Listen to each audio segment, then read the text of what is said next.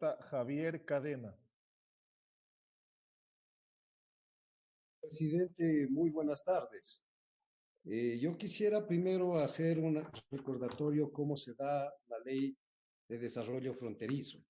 Como representante de la provincia del Carchi, en el año 2008, cuando se aprobaba la Constitución y se hacía conocer, ratificando también incluso de las constituciones anteriores, que estaba el artículo 249 en la Constituyente, que decía: los cantones cuyos territorios se encuentran total o parcialmente dentro de una franja fronteriza de 40 kilómetros recibirán atención preferencial para afianzar una cultura de paz y el desarrollo socioeconómico, mediante políticas integrales que precautelen la soberanía, biodiversidad natural e interculturalidad. La ley regulará y garantizará la aplicación de estos derechos. Era una gran noticia para las provincias fronterizas, especialmente para la provincia del Carchi, porque se venían nuevos bríos, se daban buenas expectativas y decíamos de que hoy tenemos constitucionalmente un esquema legal para el desarrollo de nuestras provincias olvidadas por muchos años. Esa ilusión sigue pendiente hasta la presente fecha. Y lo digo eso porque, como manifestaban algunos asambleístas que me han antecedido en la palabra, recién el 3 de mayo del 2018 puede esta asamblea aprobar la ley de desarrollo fronterizo. Y no es de que estoy sesgando de ninguna naturaleza, y más bien agradecer la benevolencia de los diferentes grupos parlamentarios, de los diferentes bloques. Pero en el 2012 ya tuvo un veto total por parte del presidente de la República de esa fecha. Tuvieron que pasar 6 años, en el mes de mayo del 2018 para aprobarlo. Y el antecedente para aprobar también esta ley fue de que a comienzos del 2018 se desangraba el Ecuador por la muerte de nuestros periodistas, por los atentados en San Lorenzo del destacamento de policía, por los atentados a nuestros militares en Mataje, y porque veíamos de que la frontera, especialmente norte, estaba desprotegida.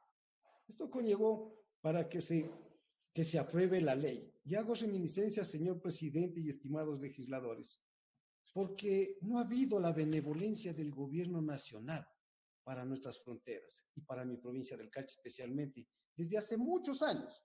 No solo los gobiernos de la Revolución Ciudadana, el actual gobierno, de muchos años, olvidado permanentemente. Y es así de que al año de lo que se expidió la ley en el 2018, en octubre, más de un año y medio, recién en octubre el Ejecutivo emite su reglamento.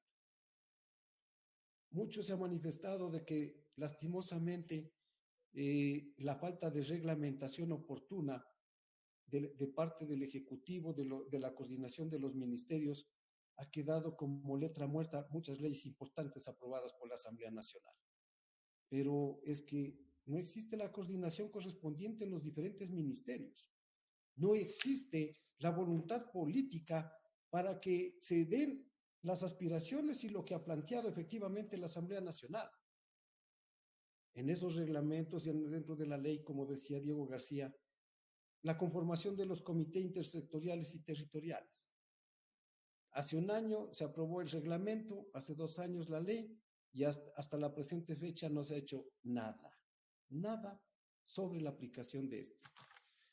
Elio Peña manifestaba de que era una aspiración y una alegría que en el artículo 6 se hablaba de una ponderación diferente para recursos económicos a los gobiernos seccionales.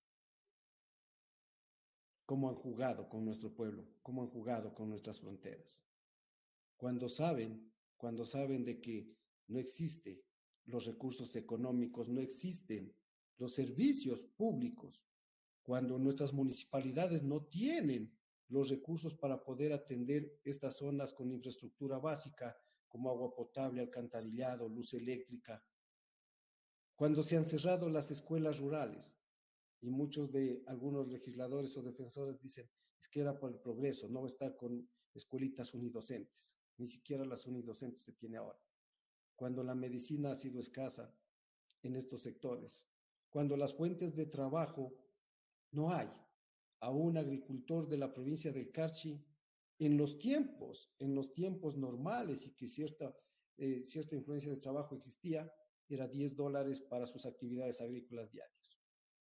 Y vayan a ver cómo es lo que al frente, en el lado colombiano, donde existen las mayores plantaciones de coca, están secuestrando a nuestros jóvenes, pagándoles de 50 a $60 los jornales diarios en esos momentos para que se den.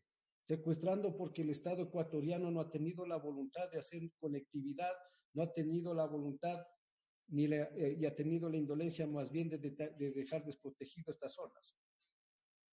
Por eso es de que yo creo que es un deber del Estado ecuatoriano volver la mirada a nuestras provincias fronterizas. Qué pena, qué lástima de que hoy más que nunca vivimos una economía y una crisis de incalculables consecuencias y que es una de las más duras y que va a tener mucho tiempo para que nuestra gente vaya recuperándose. Pero creemos de que el esfuerzo de todos los ecuatorianos, cumpliendo con la ley, yo pienso de que eso puede conllevar, pero el cumplimiento, no para que sean simples enunciados, como se decía por muchos legisladores. Mire, la provincia del Carchi, el diferencial cambiario que tenemos en nuestra frontera con Colombia, 4.200 pesos un dólar antes de esta crisis sanitaria. ¿Cómo vamos a ser competitivos cuando los insumos agrícolas son la tercera parte más baratos en el lado colombiano? ¿Cómo no va a haber contrabando cuando no existen fuentes de empleo? ¿Cómo no va a haber ciertos actos de vandalismo? Y no quiero justificar de ninguna naturaleza cuando los comercios se han cerrado porque no ha habido créditos preferentes, cuando no ha habido atención gubernamental, cuando no hay tal de esa situación diferenciada para las zonas de frontera.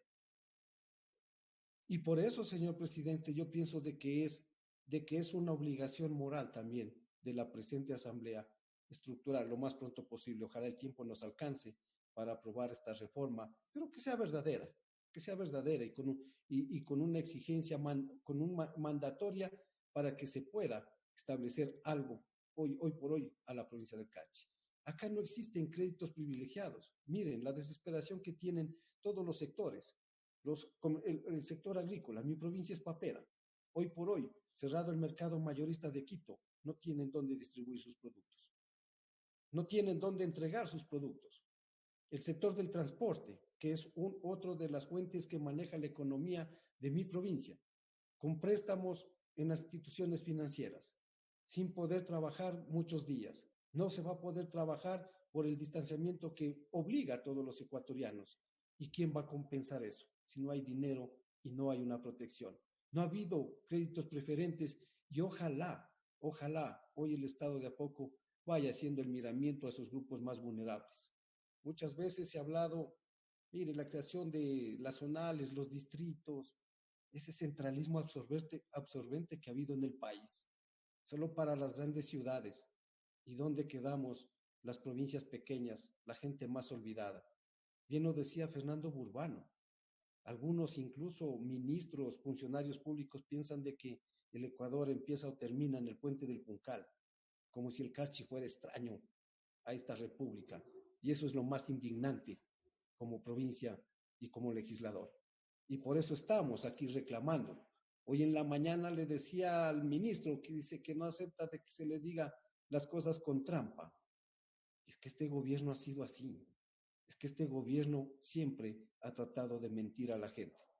Ya le estoy enviando las fotografías que me pedían de las pruebas, hasta los Un minuto, diarios. asambleísta. Gracias, presidente, y esperemos de que se vaya rectificando las cosas. Hoy es la oportunidad, incluso, que se está tratando estas leyes económicas, especialmente en la ley humanitaria.